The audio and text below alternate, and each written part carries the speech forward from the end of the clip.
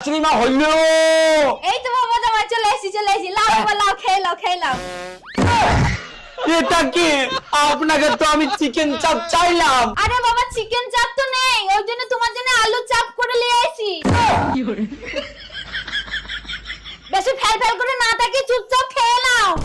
আমি খাবো না, আমি জানেন না, আমি আলু চচ্চড়ি খাই না, আমি চিকেন চাপ খাই। কি বললি? আমি এত কষ্ট করে তোর জন্য আলু চাপ করে নিয়ে আসলাম আর তুই খাবি না? কই গো মুকুটটা নিয়ে আসো তো। কি হয়েছে এই শ্বশুর মশাই হাত ভাঙা, একে ডেকেছেন আপনি, এক হাতে আমার কি করে নেবে? কে বলেছে আমার একটা হাত? আমার 3টে হাত, একটা ভেঙেছে কি হয়েছে, এখনো 2টো আছে। এই শালারে মনে হয় নিজের মেশিনটাকে ধরে ফেলেছে। ওটা রেখে বাবা